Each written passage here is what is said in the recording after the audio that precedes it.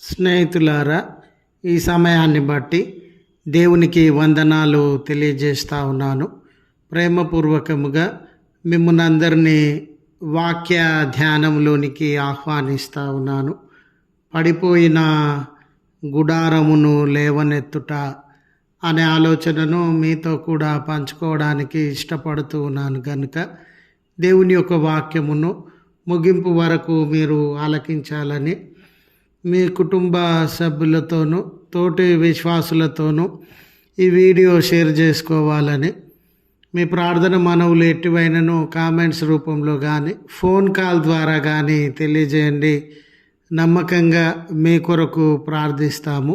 ఈ వీడియో మీ ఆధ్యాత్మిక జీవితములకు ఉపయోగకరంగా ఉంది అని మీకు అనిపిస్తే దయచేసి ఈ ఛానల్ను సబ్స్క్రైబ్ చేసుకొనవలసినదిగా మనవి చేస్తూ ఉన్నాను. లేఖనము ఆమోసు గ్రంథము 9వ అధ్యాయము 11వ వచనము. పడిపోయిన దావీదు గుడారము ఆ దినమున లేవనెత్తి.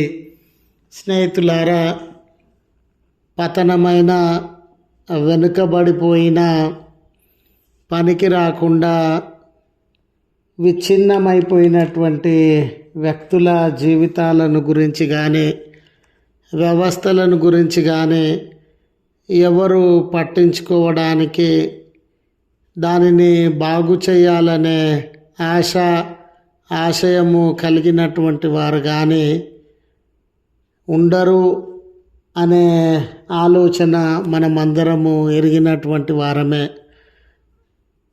మన జీవితాలు, కుటుంబాలు సంక్షేమంగా, అభివృద్ధి, సంతోష ఆనందములతో అన్ని వనరులు కలిగినప్పుడు చాలామంది మనతో ఉండినట్లుగా, ప్రోత్సహిస్తూ ఉన్నట్లుగా మనము గమనిస్తాం.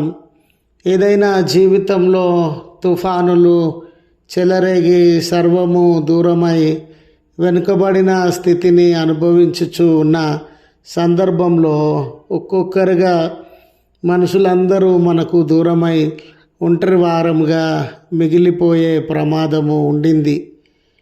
అలా పతనమైన జీవితాలలో, వెనుకబాటుతనాన్ని అనుభవిస్తూ ఉన్న జీవితాలలో సర్వము దూరమై ఏమీ లేని వారంగా మిగిలిపోయిన సందర్భంలో దేవుడు మాత్రమే చేయుతనిచ్చి మనలను బలపరచుటకు, లేవనెత్తుటకు శ్రద్ధ, ఆసక్తి కలిగినటువంటి దేవుడని, ఆయన మన ఎడల దయా కనికరములను కలిగినటువంటి దేవుడని గుర్తు చేయడానికి సంతోషిస్తూ ఉన్నాను. ఆమోసు గ్రంథము ప్రారంభపు అధ్యాయాలలో ఇశ్రాయేలు, యూదా జనాంగములను, దేశములను ఉద్దేశించి ఆయా కారణాలు, అవిధేయత, తిరుగుబాటుతనము, పాపము, దేవునికి వ్యతిరేకమైనటువంటి జీవిత విధానాలను పాటించడం వలన వారిపైన దేవుని యొక్క తీర్పు, ఉగ్రత సంభవించినవని తెలియజేస్తూ, ఆ రీతిగా రాజ్యములు విడిపోయి బలహీనపరచబడి అనేక నష్టములకు, కష్టములకు, ఓటములకు, బలహీనతలకు లోనైనారని తెలియజేయబడుతూ ఉన్న విధానాన్ని మనము గమనించగలుగుతాం. అయితే ఈ పుస్తకము చివరి అధ్యాయంలో దేవుడు ఒక నూతనమైనటువంటి నిరీక్షణ వారి జీవితాలలో అనుగ్రహిస్తూ ఉన్నాడు. నిజమే, పతనమైన మీ జీవితంలో పట్ల నేను శ్రద్ధ కలిగిన దేవుడనుగా, దయా కనికరములు కలిగిన దేవుడనుగా.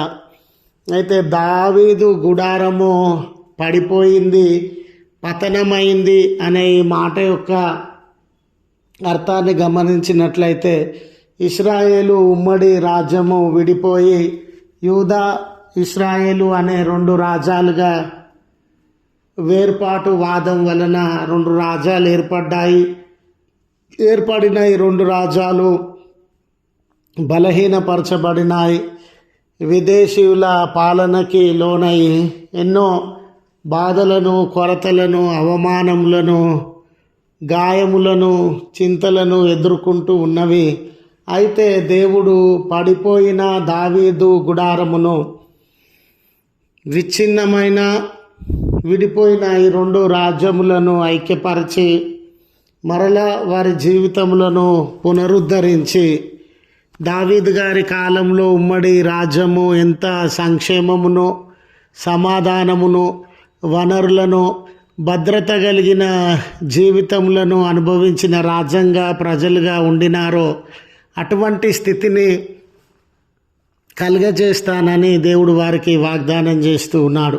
ఈ మండల కాలంలో కూడా స్నేహితులారా, మన జీవితాలు భౌతికంగా కానీ, మానసికంగా కానీ, ఆధ్యాత్మికంగా కానీ విచ్ఛిన్నమైనటువంటి పరిస్థితుల యందు ఆయన కల్వరి శిలువలో బలియాగమై మనలను విమోచించి మన విచ్ఛిన్నమైన జీవితములను బాగు చేసి మన బ్రతుకులను దృఢపరచుటకు, బలపరచుటకు సిలువలో బలియాగమై శక్తి, మార్గమును, జీవాన్ని మనకు అనుగ్రహించినారు అని గుర్తు చేస్తూ ఈ మాటలను ముగిస్తా ఉన్నాను. ప్రార్థించుదము. కృపగల తండ్రి, ప్రేమగల మా దేవ, మీ పరిశుద్ధ నామం నాకు వందనాలయ. మా జీవితములు విచ్ఛిన్నమైనవిగా, పతనానికి లోనైనటువంటివిగా ఉండగా మమ్మల్ని ఆదరించుచున్న దేవుడవు, ప్రేమించుచున్న దేవుడవు. మీరు మా జీవితంలో చొరవను తీసుకొని తిరిగి కట్టడానికి, బాగు చేయడానికి శ్రద్ధ కలిగినటువంటి దేవుడవు. మిమ్మల్ని ఆశ్రయిస్తూ ఉన్నాం, మీ మీద ఆధారపడతా ఉన్నాం. మా బలహీనతలను మీకు అప్పగించుకొనుచున్నాం. మీ కృపను అనుగ్రహించండి, మీ దయను కుమ్మరించండి, మా బలహీనతలను తొలగజేయండి, మీ కార్యములను మా జీవితంలో జరిగించండి. దేవా, ప్రార్థన సహాయం అడుగుచూ ఉన్న నీ ప్రియబిడ్డలను వారి శ్రమలలో నుండి, సమస్యల నుండి తప్పించి ఈ దినపు దీవెనలతో వారిని దర్శించుమని, వారు కలిగి ఉన్న సమస్యలన్నిటి నుండి విడుదలను అనుగ్రహించి బలపరచుమని, దయగల తండ్రి మీ కార్యములను మా జీవితంలో నెరవేర్చమని క్రీస్తు పేరట వేడుకొనుచు ఉన్నాము తండ్రి. ఆమెన్. తండ్రి, కుమార, పరిశుద్ధాత్మ త్రియేక దేవుని దీవెన మనకు తోడై ఉండి మనలను కాపాడును గాక. ఆమెన్.